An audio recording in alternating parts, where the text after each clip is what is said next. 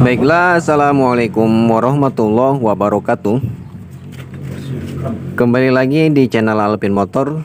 Baiklah, sebelumnya saya ucapkan selamat pagi, selamat siang, selamat sore, dan selamat malam bagi teman-teman semua dan kawan-kawan semua yang sedang menyaksikan atau menonton video kali ini. Baiklah, langsung saja ya.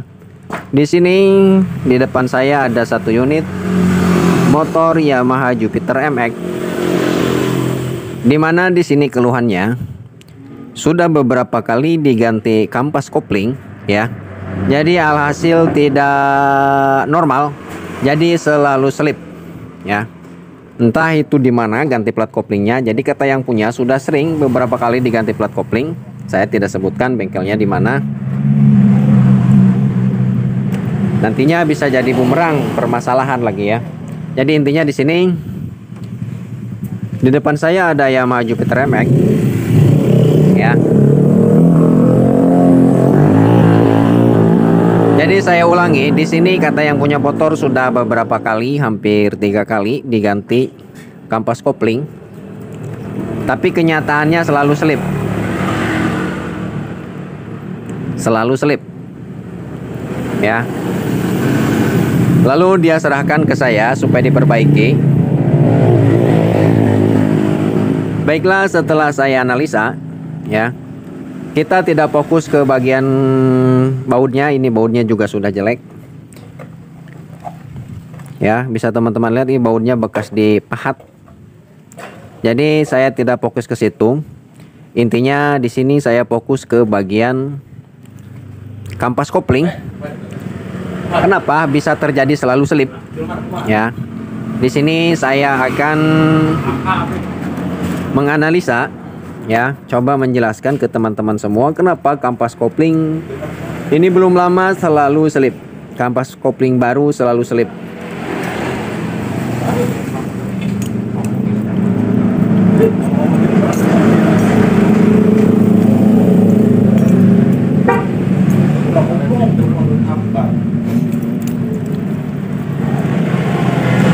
Nah, di sini ya teman-teman, bisa teman-teman lihat.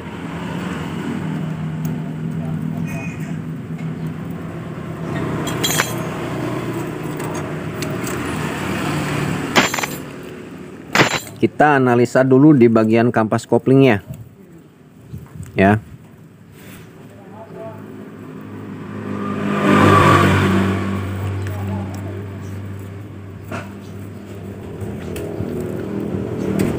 Di sini ya bisa dilihat, ini kampas kopling urutan yang pertama, bukan yang pertama, yang terakhir kita pasang, yang ada di sebelah ujung sini ya, paling atas sebelah sini.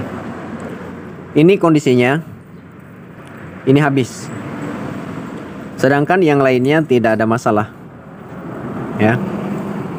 Yang lainnya tidak ada masalah.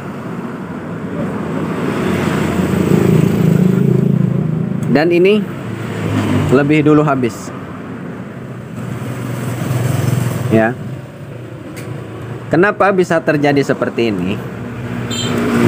Baiklah, setelah saya analisa ya, setelah saya cari ini permasalahannya, problemnya ada di bagian mana. Setelah saya analisa di bagian sini, lebih tepatnya bisa teman-teman lihat di bagian sini. Ini sekilas tidak ada masalah, tapi setelah bisa teman-teman teliti, setelah saya prediksi lebih teliti lagi ya, di sini bisa teman-teman lihat di bagian ujungnya dan di bagian sini, bagian dalam,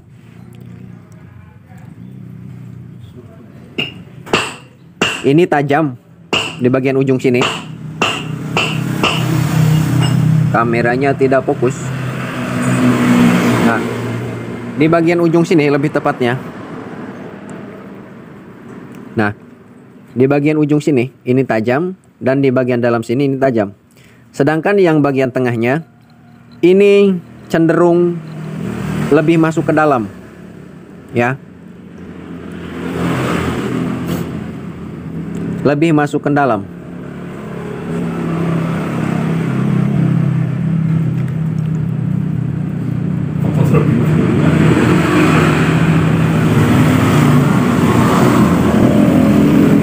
Dimana seharusnya dalam kondisi normalnya ini harus rata. Ya, ini harus rata.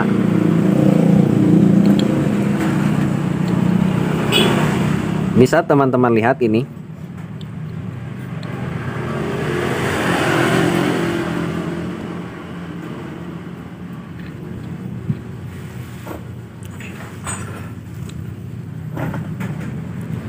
Di sana, ya, di dalam sana, ini ada spasi.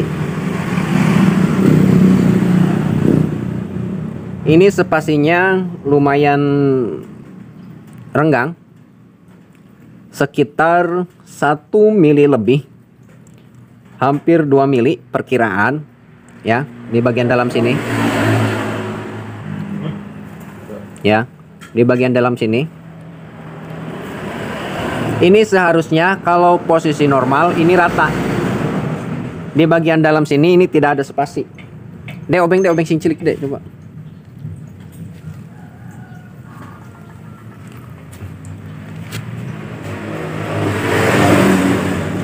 Mana lah kak? Wis laka makin betul.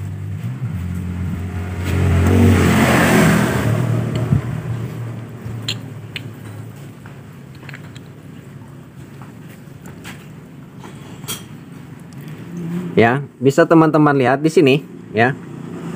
Seharusnya tidak ada spasi. Di sini. Ini seharusnya rata. Ini ada spasi.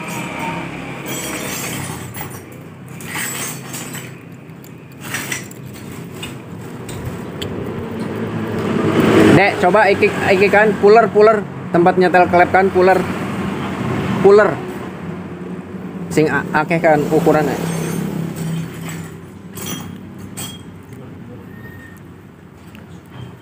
Tempat nyetel klep kan puller. Nah itu. Biar teman-teman lebih jelas lagi melihatnya, biar menjelaskannya juga lebih enak.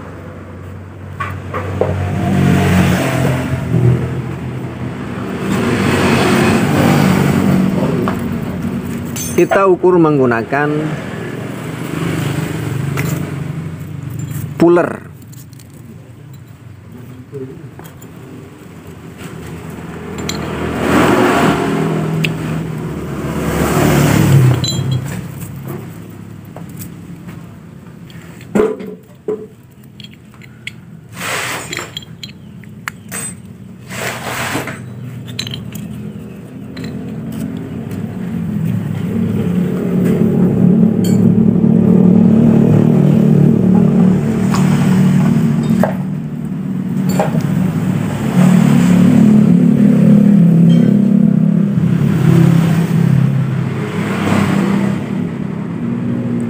Nah, jadi saya coba diukur menggunakan puller ya.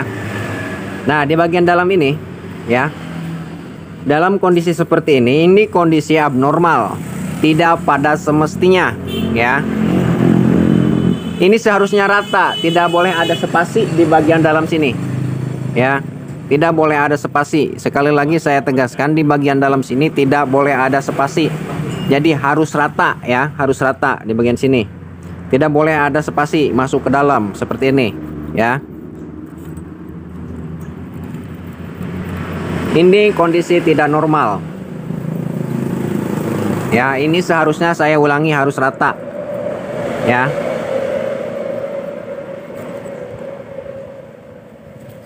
Di bagian sini harus rata.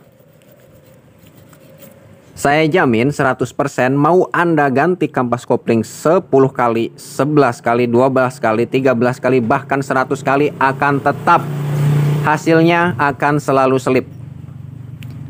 Ya. Karena di bagian sini ya, di bagian sini sudah tekor. Ya. Di bagian sininya sudah tekor, sudah dalam.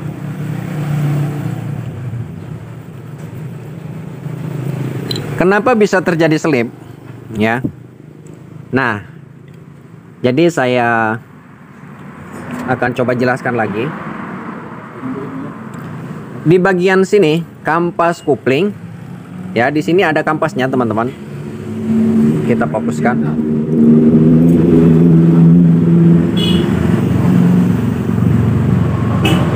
Nah, ini kampas kopling dan ini dinding kampas kopling, ya. Sekali lagi yang sini satu, ya, yang kotak ini. Nah, ini kotak-kotak.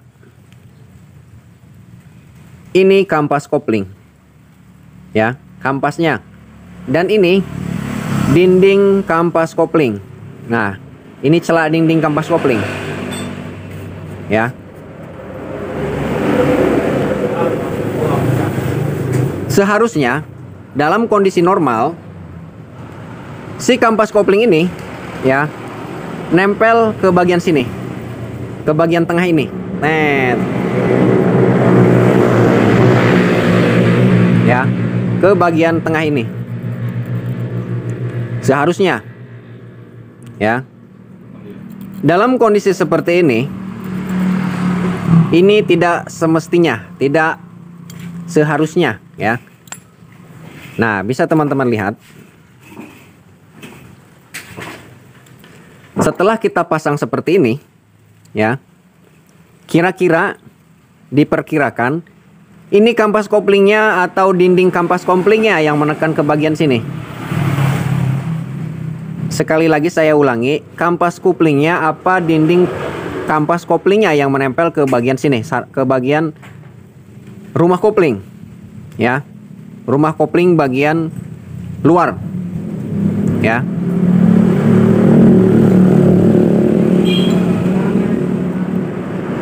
Celah di sini, dan dalam celah di sini, ya, saya ulangi, dalam celah di sini, ya, spasi di sini, dan kampas kopling ini, tebalan kampas kopling ini lebih dalam ini ketimbang tebal dari kampas kopling itu sendiri, ya, di sini. Kemungkinan besar jika dipaksakan dipasang, ya, dipaksakan dipasang seperti ini yang menekan bukan kampas koplingnya, ya, lebih tepatnya yang menekan dinding kampas kopling. Jadi di bagian sini, ya, ini kampas kopling dan dinding rumah kopling ini tidak menekan, ya, ini tidak menekan. Istilah bahasanya nganggang, ngongkong, ya, ngongkong, ya. Jadi percuma kampas kopling baru pun tidak akan berfungsi dan bekerja dengan semestinya jika di bagian sini ini tidak diperbaiki, ya.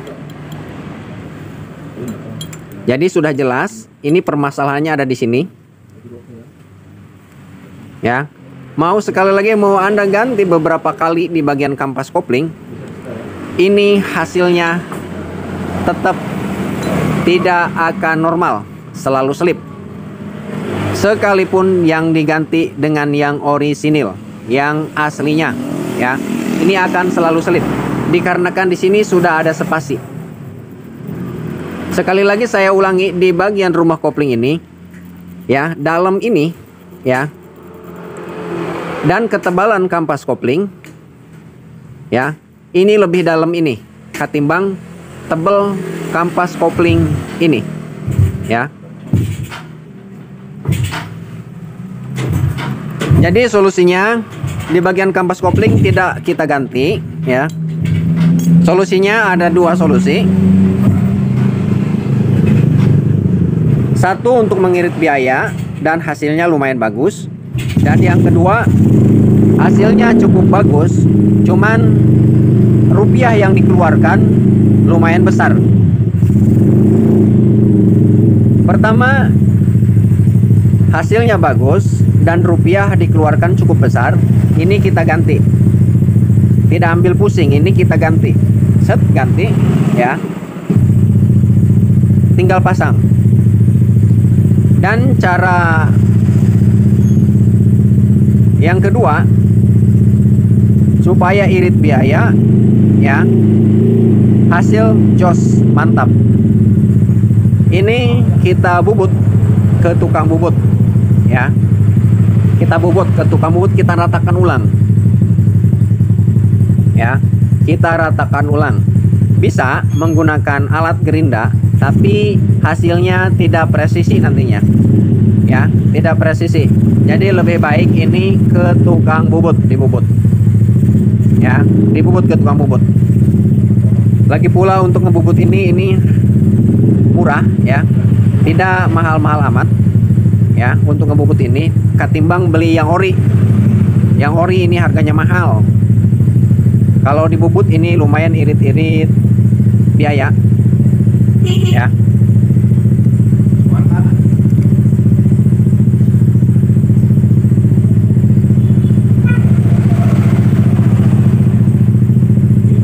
Baiklah, langsung saja kita bobot. Dan untuk di bagian kampas kopling ini tidak ada masalah, dan di bagian plat koplingnya juga ini masih bagus, mulus. Di bagian plat kopling masih bagus. Ya, masih bagus. Dan di bagian kampasnya juga masih bagus. Cuman ada yang kemakan tadi di sini. Ini yang selalu kemakan habis. Dan yang lainnya ini masih bagus. Ya. Karena ini belum lama kampas koplingnya. Dan untuk di bagian yang paling dalam, di bagian rumah kopling yang dalam di sini, ini cenderung masih bagus ya, masih rata. Tidak seperti yang ini. Tidak seperti ini sudah dalam.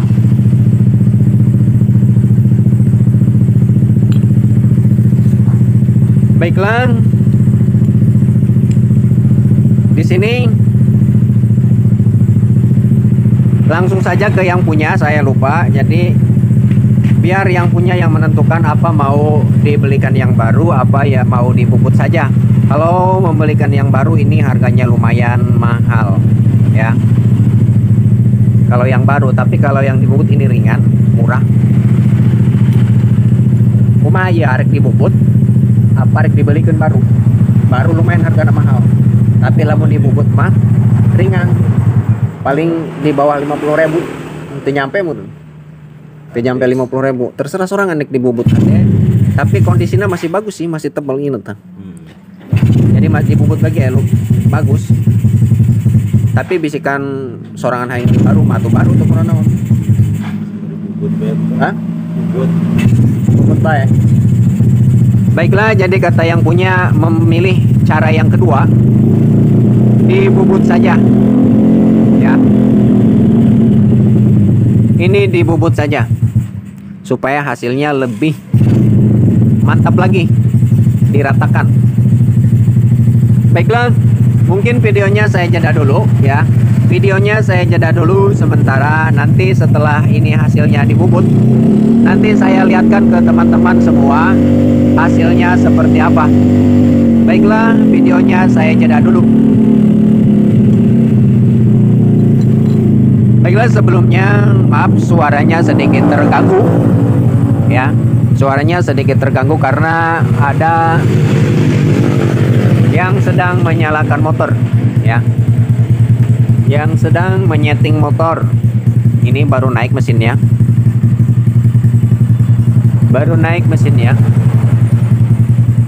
Sekali lagi saya ucapkan maaf jika suaranya sedikit terganggu. Baiklah, kita jeda dulu sementara, nanti kita lanjutkan lagi setelah di bagian sini sudah dibobot ulang.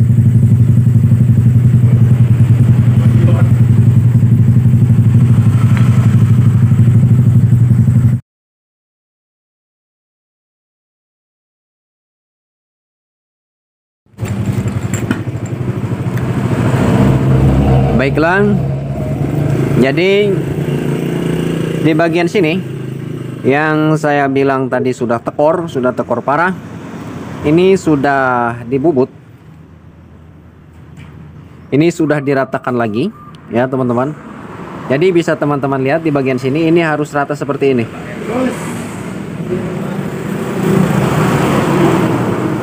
ya.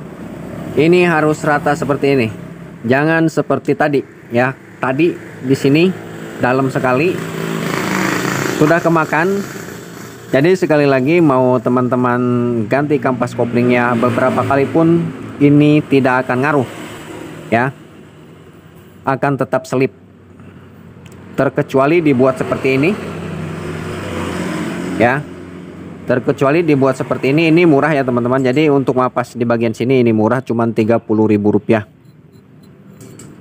ya, dibandingkan dengan beli yang baru ini harganya sampai ke puluhan ribu sampai ke ratusan ribu bagian ini kalau untuk yang ori ya. Tapi kalau diakalin seperti ini di bubut ini tidak nyampe 50.000. Jadi untuk mengirit biaya dan hasilnya lumayan mantap.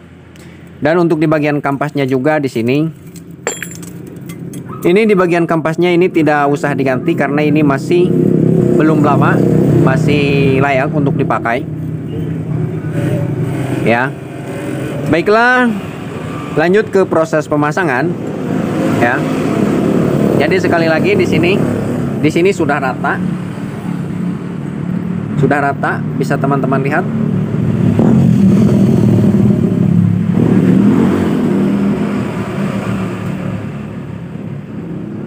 Di sini sudah sangat presisi ya. Baiklah, langsung ke proses pemasangan. Mungkin untuk proses pemasangan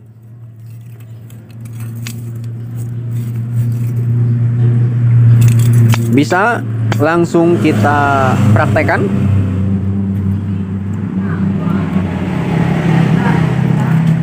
Baiklah, untuk proses pemasangan ini cukup mudah. Pertama kita pasang kampas kopling.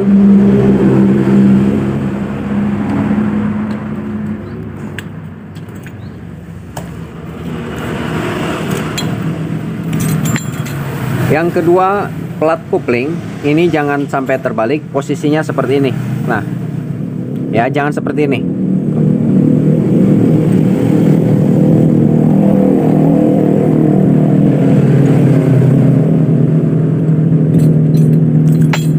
Kampas kopling,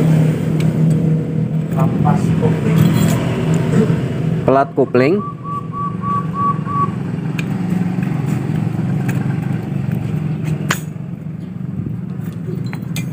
kampas kopling,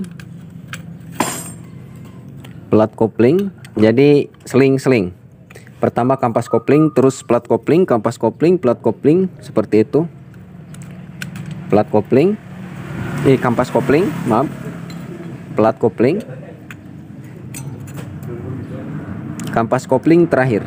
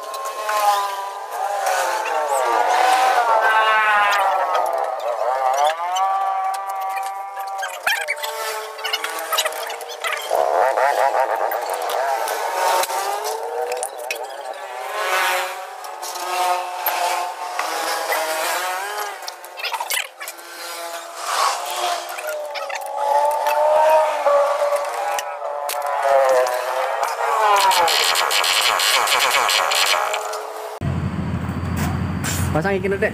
Ya. Knalpot. Mulut belum apa itu?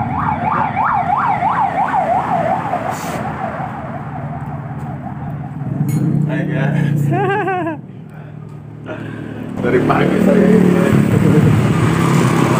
kelar. Baiklah. Jadi tinggal proses pemasangan knalpot, step dan pedal persneleng. Baiklah, mungkin videonya cukup sampai di sini dulu karena lumayan durasinya sudah cukup lama ya. Jadi intinya yaitu permasalahannya cuma ada di bagian sarang kopling saja yang sudah tekor. Dan untuk masalah motor ya dijamin 100% ini sudah sembuh ya. Jadi mungkin videonya cukup sampai di sini dulu. Mudah-mudahan bermanfaat bagi teman-teman semua, dan jika bermanfaat silakan like, share, komen, dan subscribe.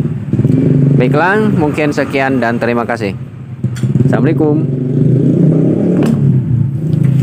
Jangan lelep ya.